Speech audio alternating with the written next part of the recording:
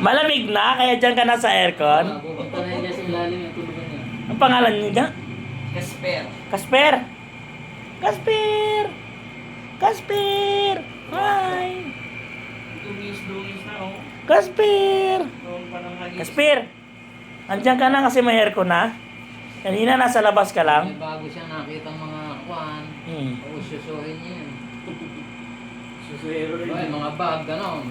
Nangangalikot ka rin pala eh. Oo. Ay! Papasok siya doon. Casper. Lalaro-aro niya.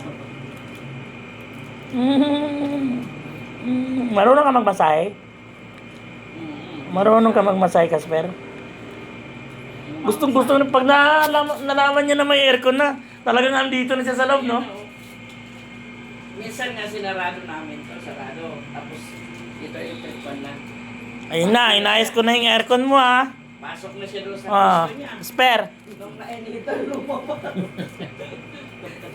Inayos ko na yung aircon na. Hindi naman aircon. Lumabas nung nainitan siya eh. Nakaawa din. Hindi nagtututuloy.